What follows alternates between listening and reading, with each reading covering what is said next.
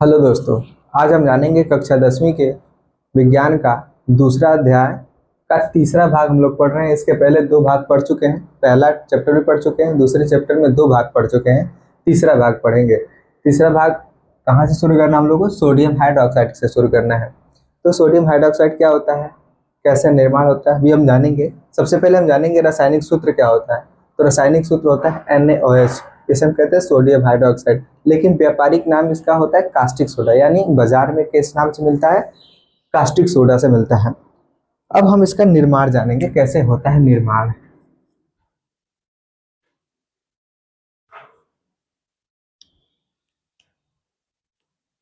कह रहा है NaCl के जलीय विलयन में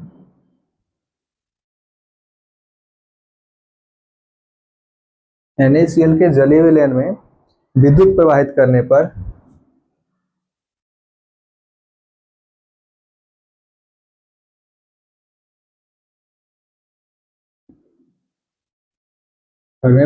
NaCl वियोजित होकर, यानी टूटकर, वियोजित होकर मतलब टूटकर, वियोजित होकर NaOH बनाता है या उत्पन्न करता है, NaOH बनाता है। इस प्रक्रिया को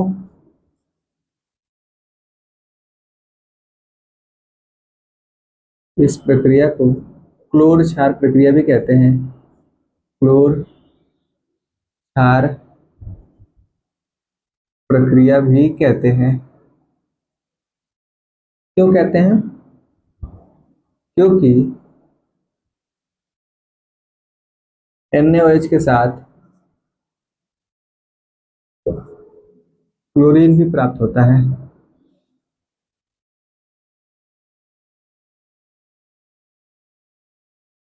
क्लोरीन गैस भी प्राप्त होता है। NaOH क्षार है ये क्लोरीन, तो क्लोर क्षार प्रक्रिया कहते हैं। कैसे निर्माण होता है NaOH का यानी सोडियम हाइड्रोक्साइड का कैसे निर्माण होता है?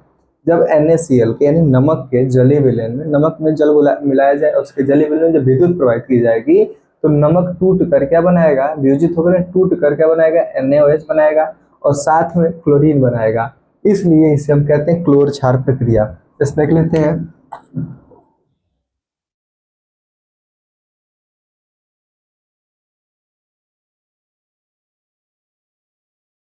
देखेंगे वैद्युत अपघटन क्या हो रहा है, वैद्युत अपघटन हो रहा है, इस विद्युत प्रवाहित की जा रही है, तो बन रहा है NaOH प्लस Cl2 गैस बनेगा, प्लस हाइड्रोजन गैस भी बनेगा। तो हमें ये देखना है कि NaOH बनना है और क्या बनना है, क्लोरीन बनता है। संतुलित है, दो एक तीन, यहाँ जो है कि दो से गुणा करेंगे तो दो दो चार, दो दो चार हो गया संतुलित।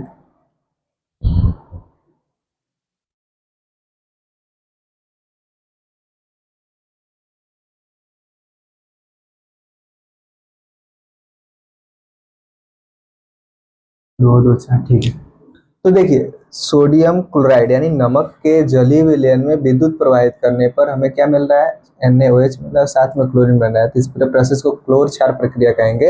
हमें मतलब है NaOH से, क्योंकि हम किसका निर्माण पढ़ रहे हैं, NaOH का निर्माण। तो NaOH का निर्माण कैसे होगा, सोडियम क्लोराइड यानी नमक के जलीय विलयन में वैद्युत अपघटन की प्रक्रिया से हमें क्या प्राप्त होगा, NaOH प्राप्त होगा। अगला हमारा टॉपिक है, इसे मिटा देते हैं क्योंकि उस टॉपिक बड़ा है, ब्लीचिंग पाउडर या फिर रंजक चूर्ण भी कहते हैं। ब्लीचिंग पाउडर,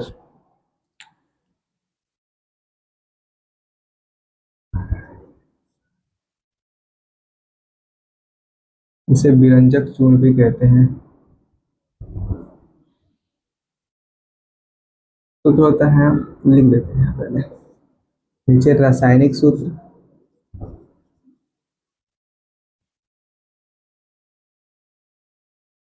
देखिए, रासायनिक नाम भी लिख लेते हैं, रासायनिक नाम। रासायनिक सूत्र क्या होता है, CaOCl2, का नाम होता है calcium oxy chloride, calcium oxy chloride क्या नाम होता है? ब्लीचिंग पाउडर या व्यंजक चूर्ण, ये इसका व्यापारिक नाम है, बाजार में मिलने वाला नाम है इसका। और इसका रासायनिक सूत्र होता है CaOCl2 यानी कैल्शियम ऑक्सी और क्लोराइड, इसका रासायनिक नाम होता है। हम इसके गुणों को जानते हैं। सबसे पहले इसका निर्माण कैसे होता है ये हम जान लेते हैं। निर्माण, तो निर्माण दिया है कि जब शुष्क बुझे हुए चूल्हे पर क्लोरीन से क्रिया किया जाता है। शुष्क बुझे हुए चूल्हे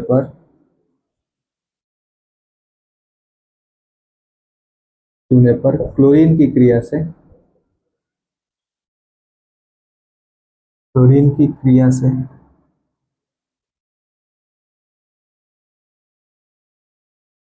विरंजक चूर्ण प्राप्त होता है या विरंजक चूर्ण बनता है। क्या समझे आप? शुष्क बुझा हुआ चूना यानी CaOH ट्वाइस, जो CaO होता है ये इसको कैल्शियम ऑक्साइड कहते हैं, ये बिना बुझा हुआ चूना होता है, लेकिन इसमें जल की मात्रा मिलाई जाती है तो क्या होता है? कैल्शियम है, कैल्शियम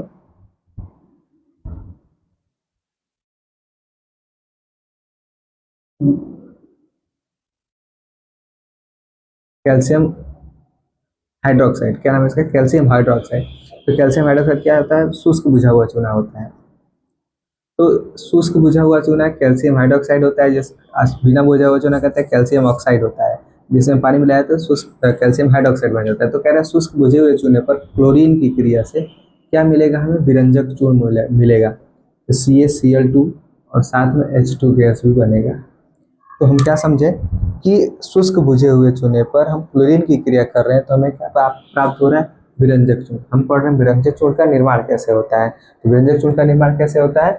जब शुष्क बुझे हुए चूने पर क्लोरीन की क्रिया कराई जाती है तो क्या प्राप्त हो रहा है? कैल्शियम ऑक्सीक्लोराइड यानी विरंजक चूर्ण प्राप्त हो रहा है। तो ये इसका निर्माण हो रहा है। अब आगे हम जानेंगे भौतिक गुण। क्या होता है भौतिक गुण? किसका? विरंजक चूर्ण का भौतिक गुण। पहला है ये हल्के पीले रंग का द्रव होता है। ये हल्के पीले रंग का होता है, द्रव नहीं होता है, सॉरी, हल्के पीले रंग का होता है। ये हल्के पीले रंग का होता है।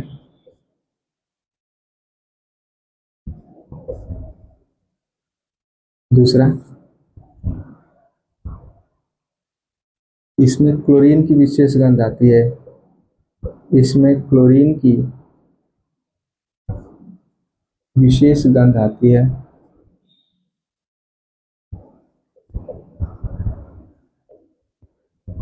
क्या होता है? इसमें क्लोरीन की मात्रा है, इसलिए इसमें क्या होता है? क्लोरीन की गंध आती है। तीसरा कह रहा है इसे जल में घोलने पर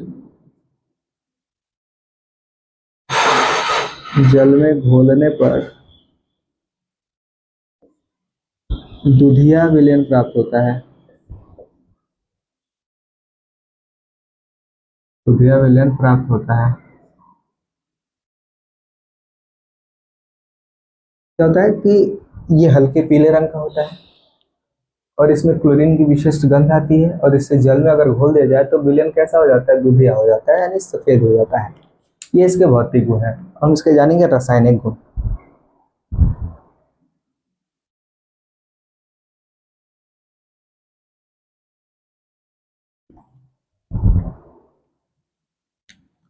रासायनिक गुण,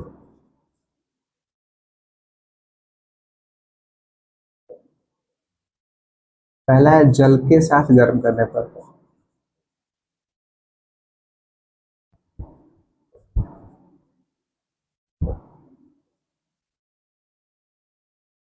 कह रहा है कि जब ब्लीचिंग पाउडर को या व्यंजक चूर्ण को जल के साथ गर्म करेंगे तो क्या होगा? क्लोरीन गैस निकलेगा। लिखो, ब्लीचिंग पाउडर को या व्यंजक चूर्ण को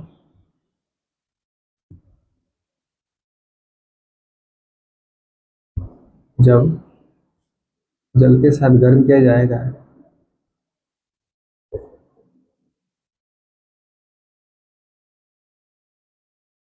जाता है तो क्लोरीन गैस निकलती है,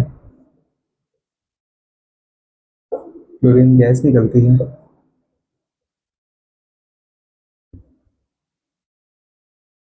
क्योंकि कैसे?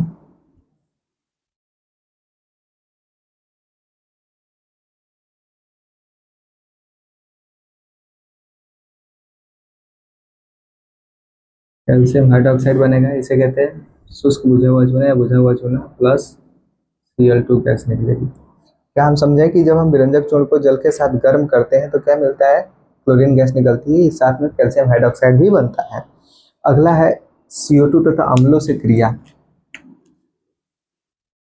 CO2 यानी कार्बन डाइऑक्साइड तथा अम्लों से क्रिया।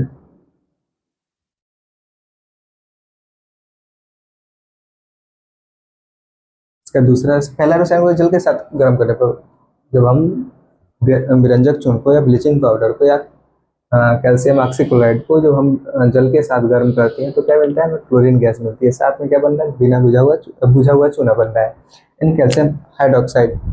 अब देखिए, अब हम दूसरा इसका जो रासायनिक गुण है वो क्या है कि जब कार्बन डाइऑक्साइड के साथ अभिक्रिया होगा तो क्या होगा? अम्लों के साथ अभिक्रिया होगा तो क्या होगा? तो हम जान लेते हैं।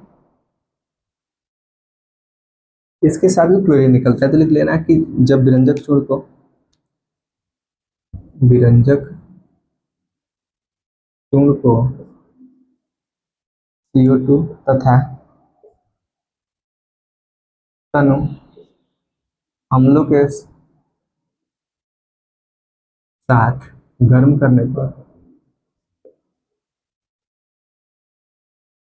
गर्म करने पर क्लोरीन गैस प्राप्त होता है, क्लोरीन गैस प्राप्त होता है, जिसे प्राप्य क्लोरीन कहते हैं, जिसे प्राप्य क्लोरीन कहते हैं।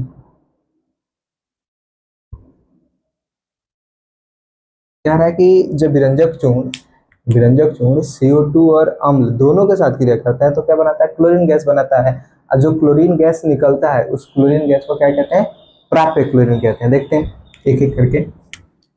विरंजक चूर्ण CaOCl2 इसके साथ CO2 के साथ, एक तो ये हो गया, एक है किसके साथ? अम्ल के साथ, H2SO4 ले लेते हैं तो क्या बनेगा?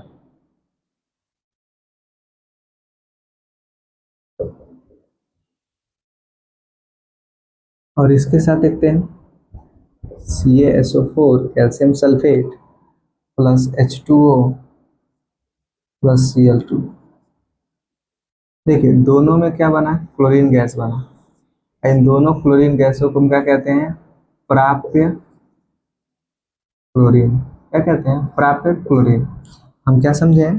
जो दूसरा रासायनिक गुण है ब्लीचिंग पाउडर को, वो कह रहा है कि जब कार्बन डाइऑक्साइड अम्लों के साथ क्रिया करेगा कौन? विरंजक चूर्ण, तो क्या बनेगा?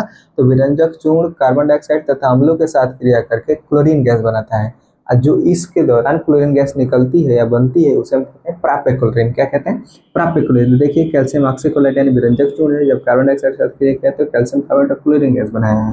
वैसे ही कैल्शियम ऑक्सीक्लोराइड यानी विरंजक चूर्ण sulphur dioxide, sulphur hydrogen sulphate कहते हैं इसे, इसका नाम है सल्फ्यूरिक अम्ल। जब इसके साथ क्रिया किया है तो क्या बनाया? कैल्शियम सल्फेट बनाया और जल बनाया, क्लोरीन गैस बनाया। इन जो क्लोरीन गैस बने हैं इन दोनों क्लोरीन गैस को क्या कहते हैं? प्राप्य क्लोरीन कहते हैं। इसका रासायनिक गुण है। एक चीज और जान लो, साधारण ब्लीचिंग पाउडर में, यहाँ नोट करके लिख लेना, साधारण ब्लीचिंग पाउडर में 35% प्राप्य क्लोरीन होते हैं।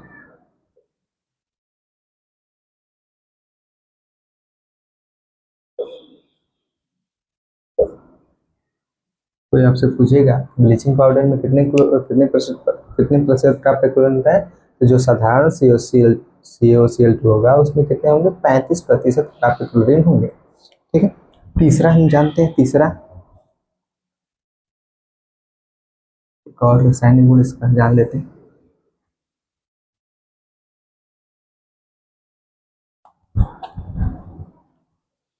क्लोरोफॉर्म का बनना।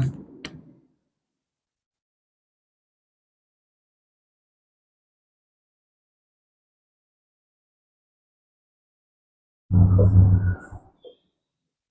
ना कि विरंजक चूर्ण,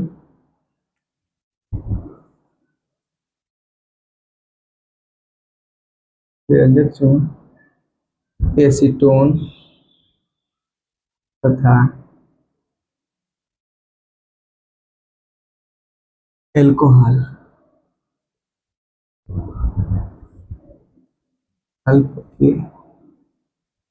व्यंजक चूर्ण एसीटोन तथा एल्कोहल के साथ के साथ जल की उपस्थिति में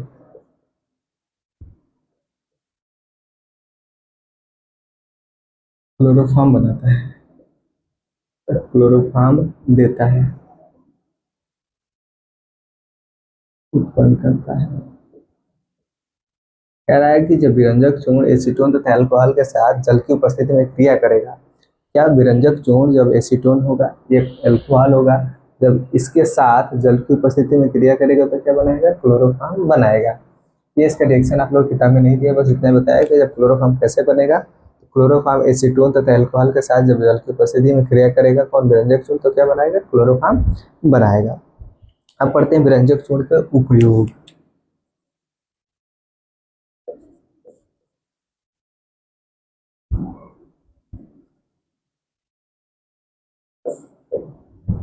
पहला है वस्त्र उद्योग में इसका प्रयोग होता है, वस्त्र उद्योग में। दूसरा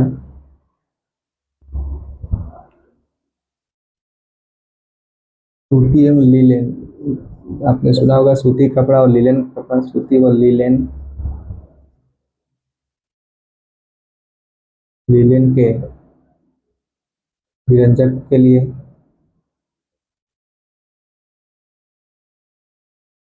तीसरा कागज फैक्ट्री,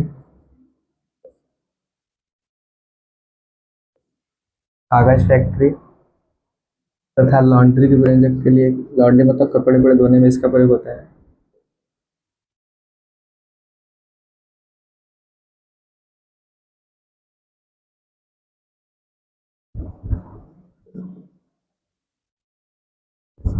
चौथा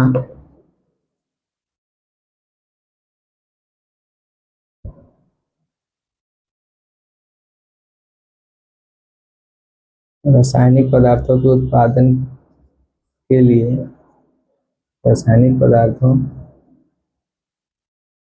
के अपचायक के रूप में,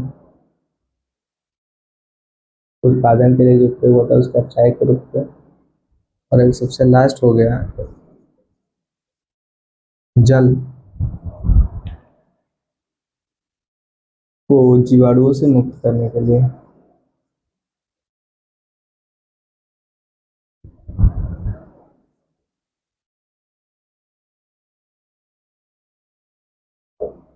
क्या होता है, कहाँ कहाँ प्रयोग होता है, वस्त्र उद्योग में होता है, सूती और लिनन के व्यंजक के लिए होता है, कागज फैक्ट्री या लॉन्ड्री के व्यंजक के लिए होता है, रासायनिक पदार्थों में अपचायक के रूप में होता है, पदार्थों में अपचायक के रूप में होता है, और जल के जीवाणुओं को मतलब पीने योग्य बनाने के लिए, जो पानी पिया जाता है उसको, उसमें जो भी जीवाणु होते हैं उनको मारने के लिए, उस जीवाणुओं से मुक्त करने के लिए किसका प्रयोग होता है, विरंजक चूर्ण का प्रयोग होता है। अगला टॉपिक है धावन सोडा। धावन सोडा,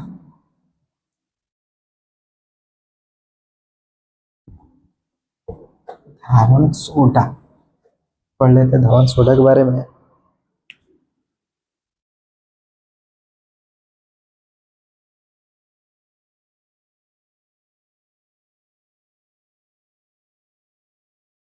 इसका रासायनिक सूत्र क्या होता है,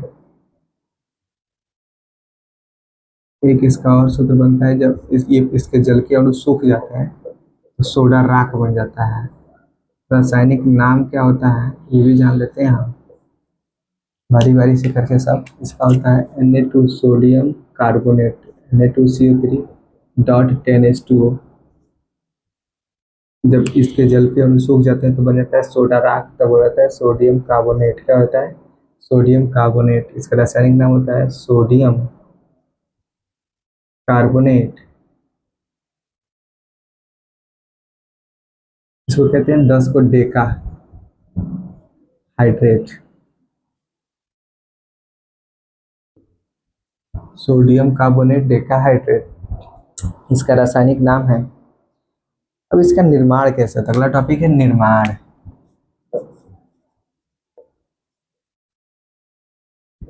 कैसे बनेगा ये, तो कह रहा है यदि यदि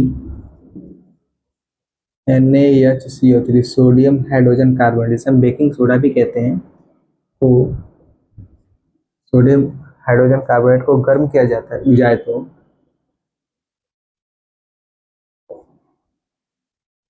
तो सोडियम कार्बोनेट बनता है। सोडियम कार्बोनेट बनेगा और इसके पुनः क्रिस्टलीकरण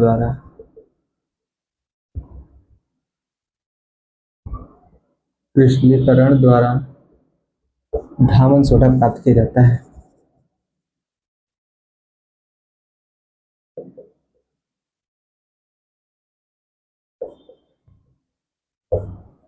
क्या समझे आप, यदि NaCS को गर्म किया जाए तो कैसे में टूटेगा, Na2CO3 में टूटेगा।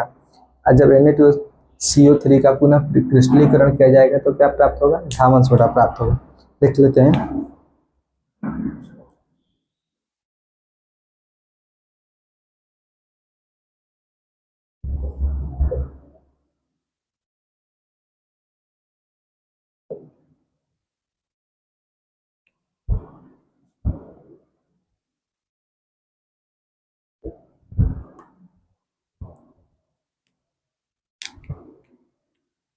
अब फिर से इसका पुनः क्रिस्टलीकरण किया जाए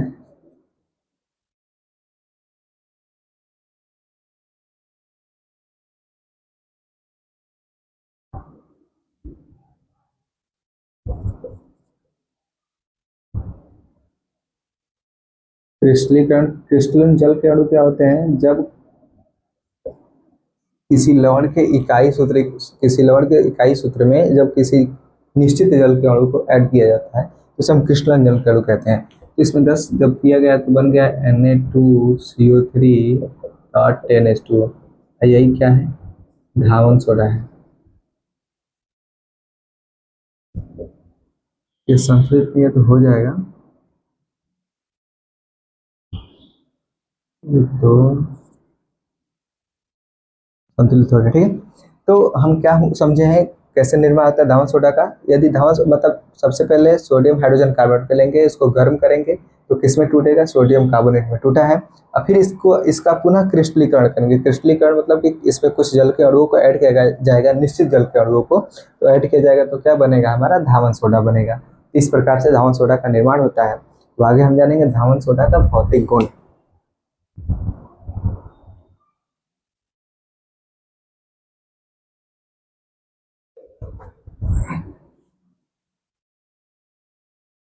भौतिक गुण,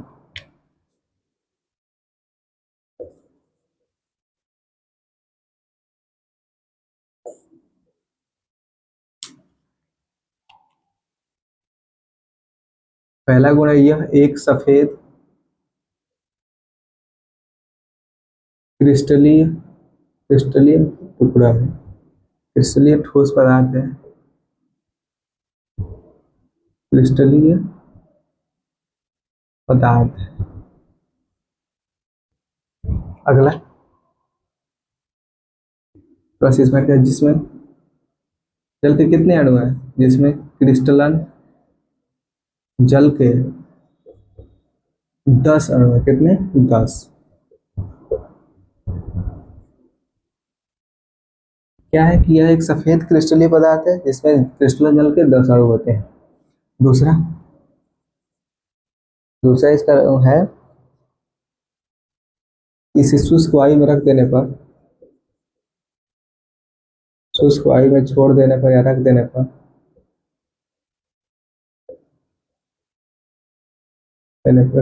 क्रिस्टलन जल के अणु बाहर निकल जाते हैं या निकल जाते हैं, उड़ जाते हैं। तीसरा,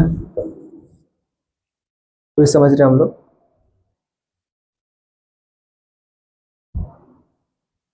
यह जल में विलय होकर उसमें प्रदान करता है, जल में विलय होकर उसमें प्रदान करता है।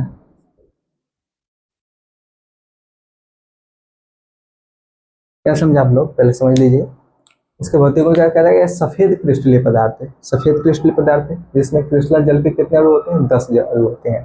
कह रहे जब इसे हम शुष्क वायु में छोड़ देते हैं, सूखे वायु में छोड़ देते हैं, तो ये जो क्रिस्टल जल के अणु उड़ जाते हैं, बाहर निकल जाते हैं, तो केवल क्या बच जाता है, सोडा राख, जिसे हम कहते हैं सोडियम कार्बोनेट।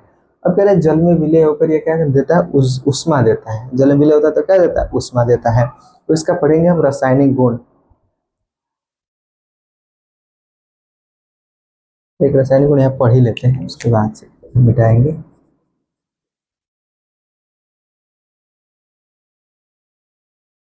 पहला है CO2 के साथ अभिक्रिया।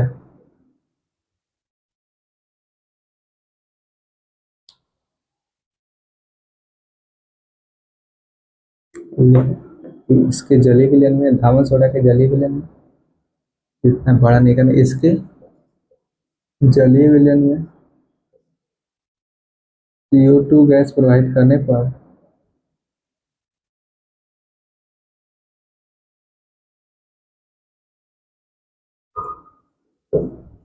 NaHCO3 सोडियम हाइड्रोजन कार्बोनेट बनता है, का अवक्षेप बनता है, का अवक्षेप बनता है। देखिए कैसे।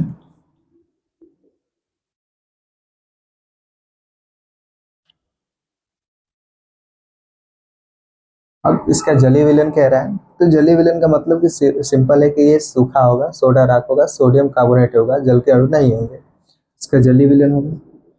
अभी क्या किया गया, गैस, इसमें कौन सा गैस प्रवाहित किया गया, CO2, तो क्या बना, NaHCO3 बना। इसका अवक्षेप बना, किस क्या बना, अवक्षेप बना। अवक्षेप मतलब नीचे तीर का निशान।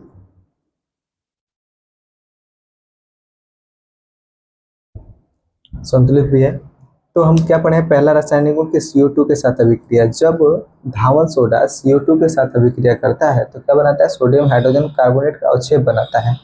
सोडियम कार्बोनेट लिए जल मिलाया, यानी जलीय विलयन हो गया। जब कार्बन डाइऑक्साइड गैस प्रवाहित की तो क्या बना, सोडियम हाइड्रोजन कार्बोनेट बना, यानी बेकिंग सोडा बना। क्या, उसका अवक्षेप बना। अवक्षेप मतलब नीचे तलहटी में पदार्थ का बैठ जाना अवक्षेप कहलाता है। अगला है अम्लों से क्रिया। अगला क्या है, अम्लों से क्रिया। अम्लों से क्रिया दूसरा है, अम्लों से क्रिया।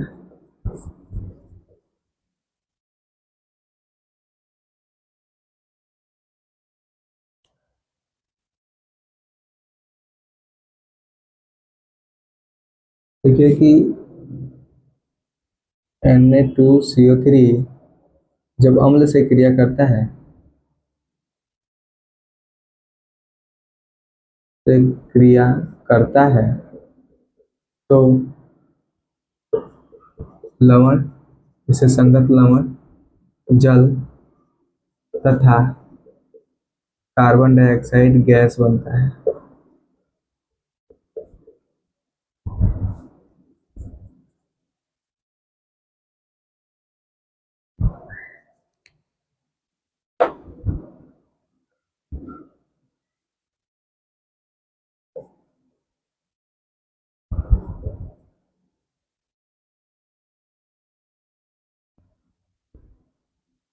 क्या हुआ, जब Na2CO3 यानी धावन सोडा किसके साथ हम क्रिया करेगा, अम्ल के साथ क्रिया करेगा, तो लवण बनेगा, जल बनेगा और कार्बन डाइऑक्साइड गैस बनेगा। ये इसका दूसरा गुण। तो सिंपल देख लेते हैं कि जब हमने धावन सोडा को लिया, अम्ल लिया, दोनों की क्रिया कराएं तो बना लवण, इसका संगत लवण H2 यानी जल और कार्बन डाइऑक्साइड गैस बना। अगला देखते हैं तीसरा। तीसरा रासायनिक गुण क्या है, बुझे हुए चूने से क्रिया।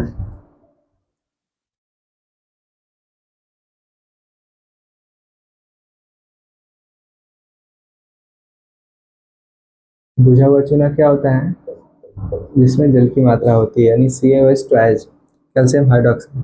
देख लो कि Na2CO3 बुझे हुए चूने से क्रिया करके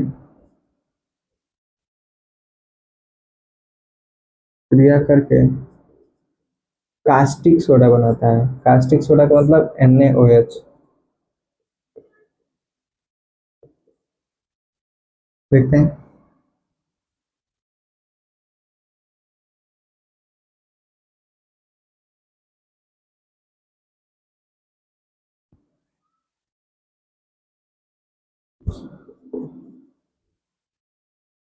क्या बना है?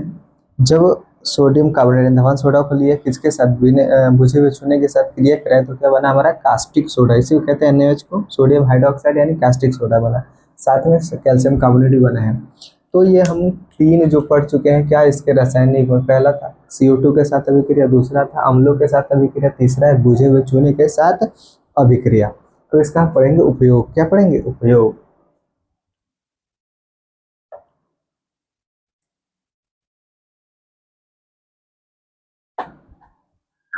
धावन सोडा का उपयोग।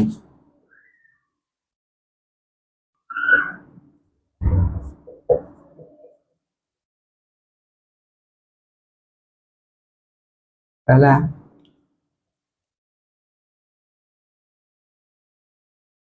कांच, साबुन, कांच, साबुन तथा कागज उद्योगों में होता है।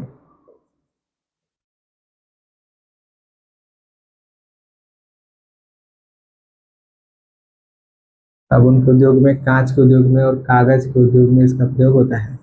दूसरा है घरों में साफ सफाई के लिए।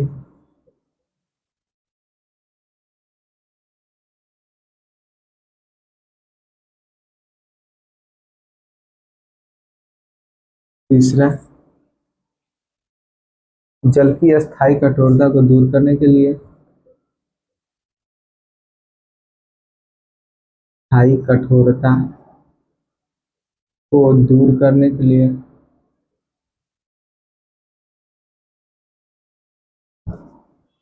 चौथा बोरेक्स यानी सुहागा कहते हैं इसे, सुहागा। जैसे सोडियम यौगिकों को प्राप्त करने के लिए, बनाने के लिए, सोडियम यौगिकों को बनाने के लिए, यौगिकों के निर्माण में यानी बोरेक्स बनाने में किया जाता है। क्या होता है? कांच और साबुन कांच, साबुन तथा कागज उद्योग में किसका प्रयोग होता है? धावन सोडा का। घरों की सफाई सफाई के लिए किसका प्रयोग होता है? धावन सोडा का। जल की अस्थायी कठोरता दूर करने के लिए इसका प्रयोग होता है? धावन सोडा का। बोरेक्स यानी सुहागा, जैसे सोडियम यौगिकों के निर्माण में किसका प्रयोग होता है? बोरेक्स का, धावन सोडा का। तो ये यहाँ यहीं तक आज हम पढ़ेंगे, लेकिन थोड़ा एक पॉइंट और जान लेते हैं। क्रिस्टलन जल क्या होता है? क्रिस्टलन जल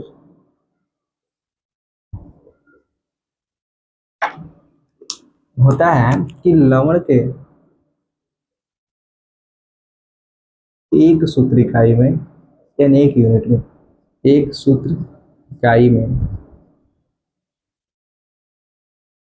निश्चित जल के अणुओं की संख्या, निश्चित जल के अणुओं की संख्या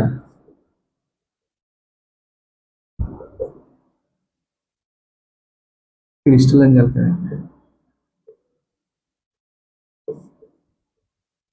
क्रिस्टलन जल कहलाता है। समझ गए? जैसे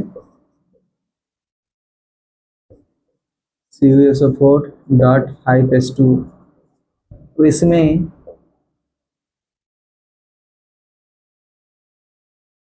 जल के 5 क्रिस्टलन